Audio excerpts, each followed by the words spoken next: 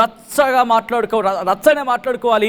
India versus New Zealand గురించి, match గురించి మాట్లాడుకుంటే కనుక టాప్ ఆర్డర్ కనుక ఒక బీభత్సమైన ఫామ్లో వెళ్ళిపోతే, టాప్ ఆర్డర్లో మాట్లాడుకున్న సందర్భంలో అభిషేక్ శర్మ, సంజు శాంసన్, తిలక్ వర్మ, ఇషాన్ కిషన్, సూర్యకుమార్ యాదవ్, హార్దిక్ పాండ్యా వరకు కుమ్మి వదిలేస్తే స్కోర్ని ఆ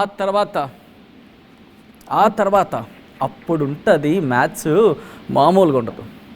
అప్పుడుంటుంది బౌలింగు, మామూలుగా ఉండదు. ఇంకా బూమ్రా బాల్ని పట్టుకొని గిర్ర తిప్పి వికెట్లు తీస్తే ఓపెనర్స్ని, ఆ తర్వాత మారిపోతుంది.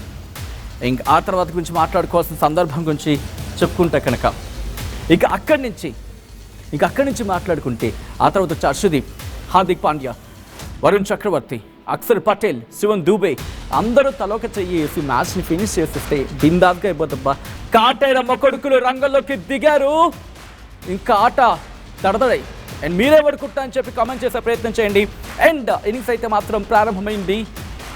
సో ఇప్పుడు ఇదిగో ఈ గ్రౌండ్లో ఇప్పుడు మ్యాచ్ జరగబోతోంది. మ్యాచ్ ప్రారంభమైంది. ఈ గ్రౌండ్లో ఏం జరగబోతోంది?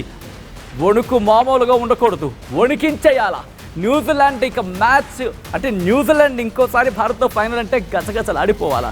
ఇంకో ట్విస్ట్ ఏంటంటే న్యూజిలాండ్ పసుకూన అని మాట్లాడుకుంటున్న సందర్భం ఇప్పుడు అయినప్పటికీ వాళ్ళ కాన్ఫిడెన్స్, ఎందుకంటే openers at the same time bowling Ferguson కావచ్చు, వీళ్ళందరూ కూడా.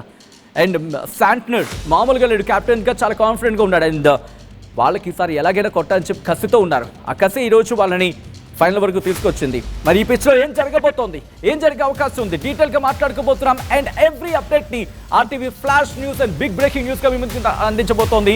అండ్ మీరేమనుకుంటారు చెప్పి కామెంట్ చేసే ప్రయత్నం చేయండి. ఒక్కసారి బ్రేకింగ్ న్యూస్ చూసే ప్రయత్నం చేద్దాం. అండ్ టీమిండియాకి ఆల్ ద బెస్ట్. మీ అందరి నుంచి, మనందరి నుంచి టీమిండియా రోడ్ గైస్ కొట్టి పడేయండి. కొట్టే ఈసారి ఒక 300 మీ ఈజీగా, అబ్కి బార్ 300 పార్, అంతే కదా. కొట్టి పడేయండి 300. ఆ తర్వాత చూసుకుందాం మ్యాచ్. రైట్, మీరేమనుకుంటారో చెప్పి కామెంట్ చేసే ప్రయత్నం చేయండి.